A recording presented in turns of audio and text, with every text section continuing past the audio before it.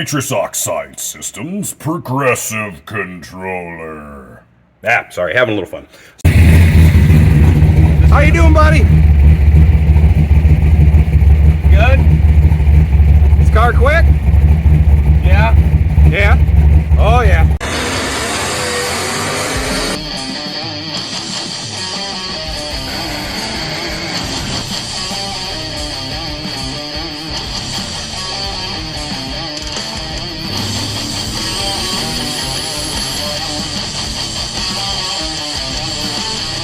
On this episode is all the nitrous is hooked up. We're going to work on hooking up the leash controller, the NOS programmable progressive controller. It's a nice economy version here. This is stuff that's not super high dollar, but it's a nice entry level that, hey, we're going to try to use on a hopeful 7-second car. Also, I'm going to give you some tips of doing some testing before you actually take this thing out, start feeding bottles down the street or the track, and make sure we don't blow up our motor. Also, okay, I'm running. Here we go. And we are going to take out good old Red Baron here. Now, this thing has been sitting for over a year. Roll cage, suspension. We've lowered the car. Bunch of interior work. Will it actually run? When can we get it back and on the road again and maybe do a test pass down the street? Maybe. Stay tuned. Look forward to this episode, you guys. We're going to go have some fun. Let's rock and roll.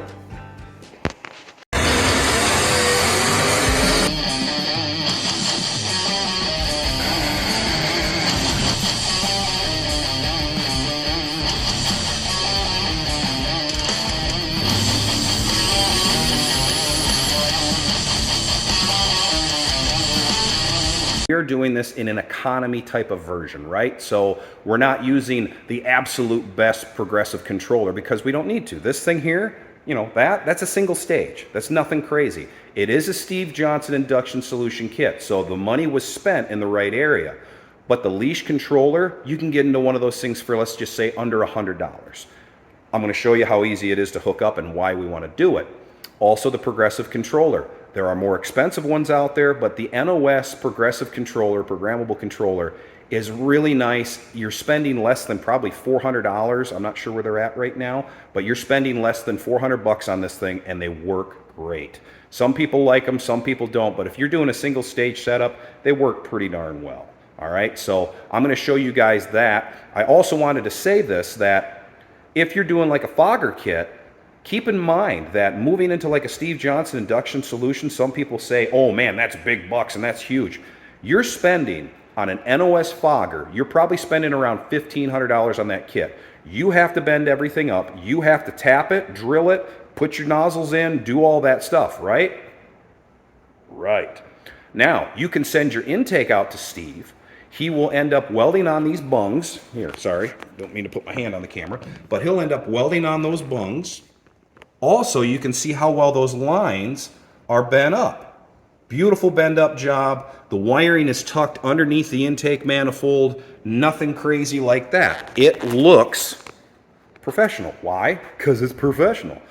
At the point of this is, you can get into that kit for a little bit more than what it cost you for a Pro Fogger kit, you know, from NOS, that you have to do everything. Plus, the big thing, the really big thing, that comes flown.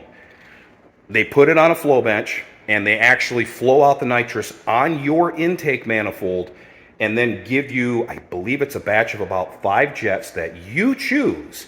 So if you want to go from like 200 to 400, you want to go from 150 to 350, whatever, you choose it, they will send it to you. They will send you all of that flown, ready to go. You run this much fuel pressure.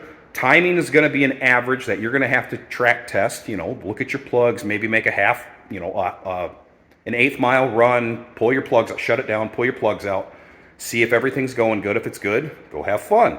But that's the point. You can literally make, let's just say, 2 passes, maybe 3 passes, and all of a sudden, you're good to go. Go have fun, enjoy yourself. Now, you doing it by yourself and you're trying to learn things, well, you're not going to get it done in one time being down the track, even if you make 5 or 6 passes, which around here doesn't happen. That's the joy of being able to do that. It costs a little extra money, but it's professionally tuned, flown. You get all the jets that you need. There's no guesswork. The bend up job on the lines, the wiring is everything normally that most people don't do and take the time and the effort on. Steve and Induction Solutions, they do that. That's why you're spending a couple extra $100 here and there on this stuff, but man, does it pay in dividends out the big end. So anyways, I just wanted to touch base with that. Let's get moving on the leash controller and the progressive controller.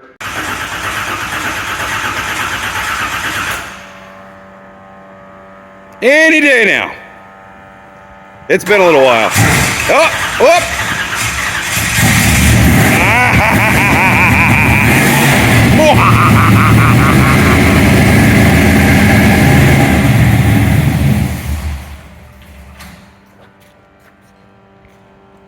It's okay. You got to relearn it.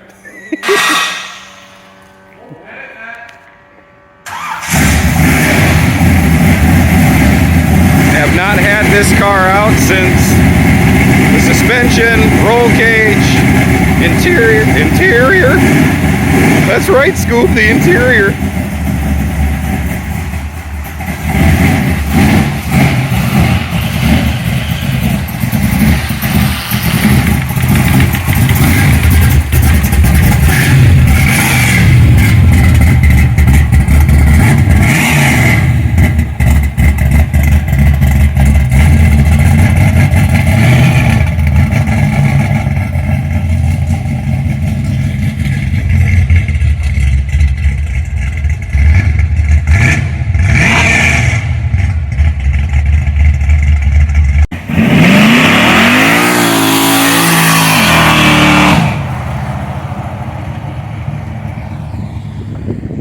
Yeah, on these roads, that doesn't hook very well on the drag radials.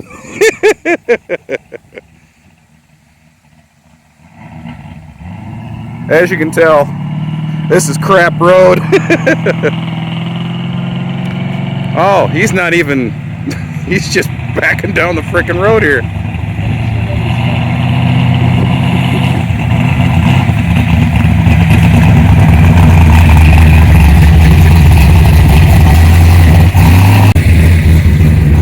How you doing, buddy? Good. Is car quick? Yeah. Yeah? Oh, yeah.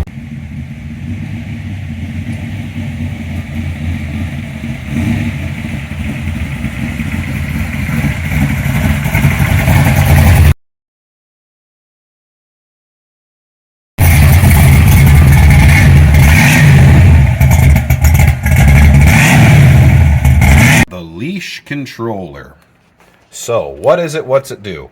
That little booger right there, that allows us to be able to hit the trans brake, floor the car.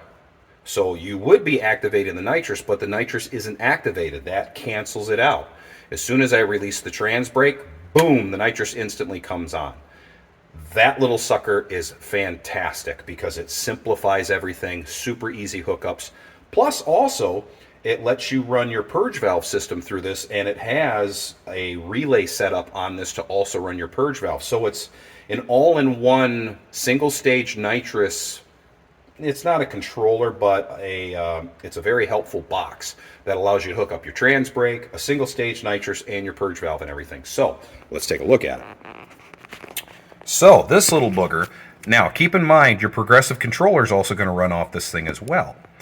But what you do is you have your main 12-volt power source coming in right here. Next to it is your ground. Next to that, this little green wire coming out, that is going to my 12-volt switched source, so that'll go to the micro switch. Next to that, that right there, that's my trans brake, that's getting hooked up. And this outside one here, also up here, is purge valve. So that's hooking up to the purge valve, that's power to the purge valve. This guy over here, now that's activating the nitrous.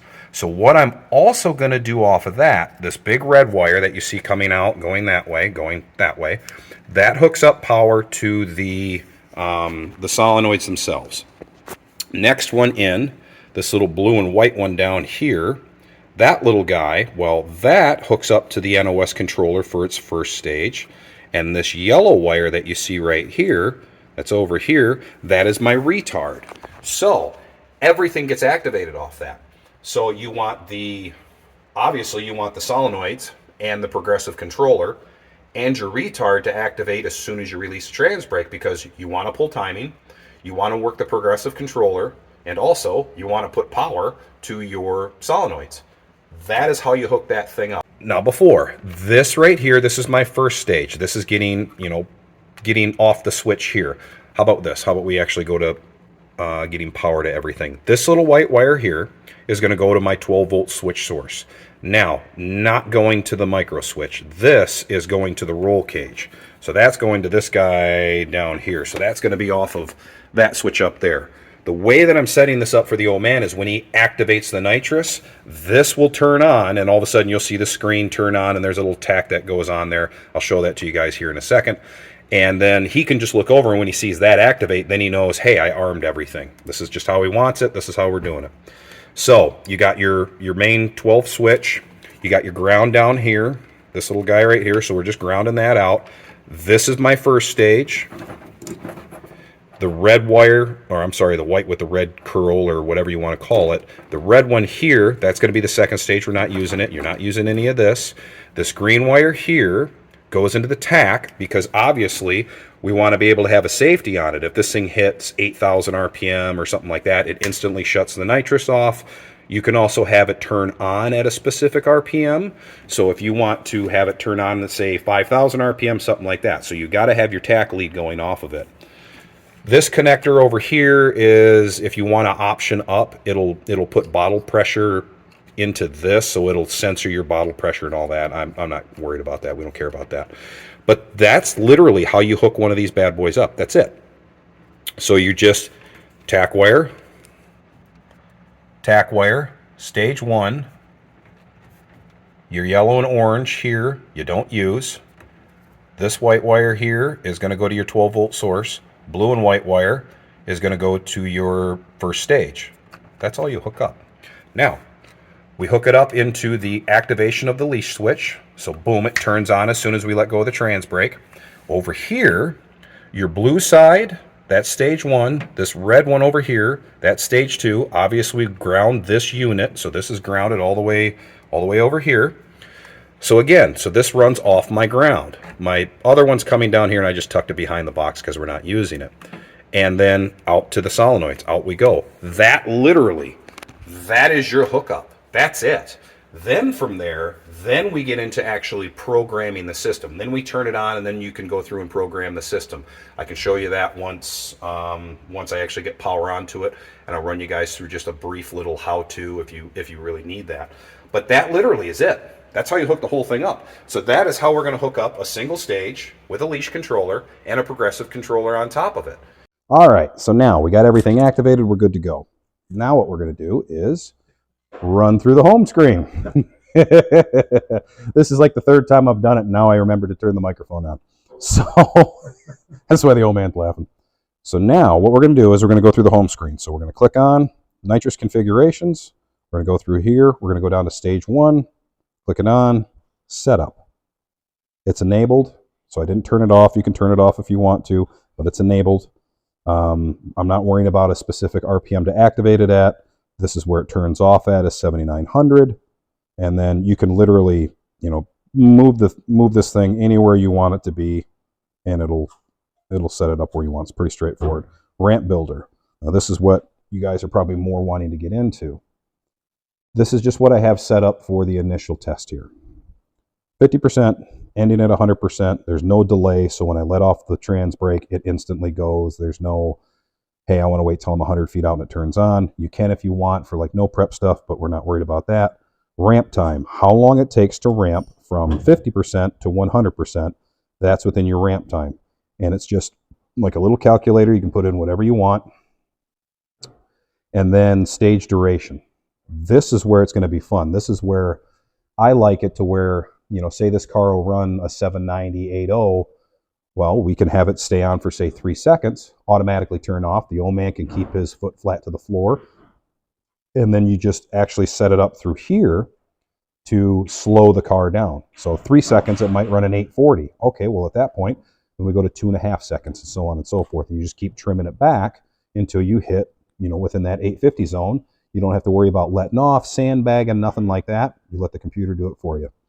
So 3 seconds. This is just for the test that we're going to do right here. So let me get back into home screen. There's home. Let's put this thing back up on the board. Now, you're going to hear it flutter, which is at 1.2 seconds, which is what we want. You'll hear it flutter, and then at that point, you're also going to hear the solenoids click off after 3 seconds. Here we go. 1.2, click, and there we go. So now we know everything's working the way that it should be. So at that point, now I know that all that stuff's hooked up right. So it's working, it's activating correctly. Next thing we'll try is try the trans brake, activate the micro switch, and then release the trans brake and then hear it flutter. That way then we know that that's correct. So what we can do there is, I can grab my pipe, lock it down on there. The old man can reach in, hit the trans brake, and then release it. And if it does that exact same thing, we'll know that everything's wired up right. Got the bad boy outside. We are going to take it down the street, down the cul-de-sac and back. If you guys remember, a couple episodes back, we were having some problems. So battery's fully charged. We are going to try the line lock, check the trans brake, and we also have a solenoid.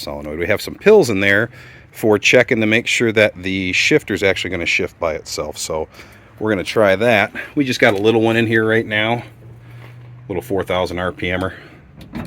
So he should be able to hit about 4 grand, and then bang, that thing should end up doing its job. So nothing extravagant, nothing crazy, but little steps. So we're going to see how this thing does.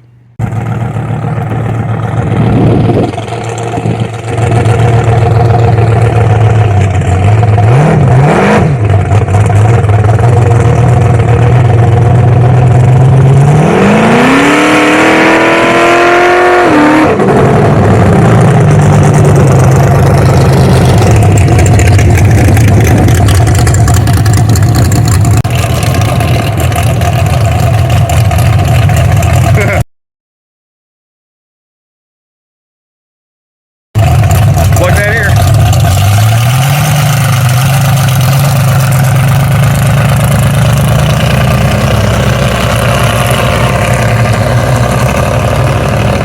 He said it didn't shift.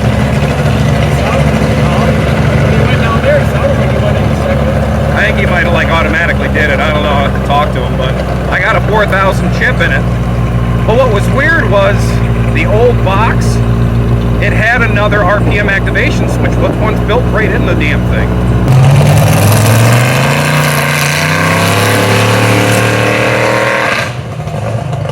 Well, good luck turning around.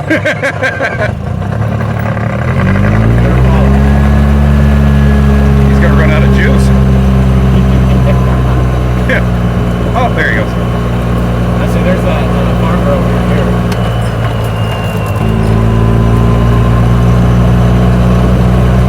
Right in your neighbor. Come on. Yeah, he ain't even looking.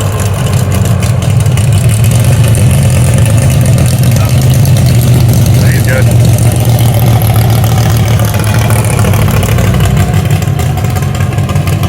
Looks good though. Yeah. Not in front of your neighbor. Well, where are you going?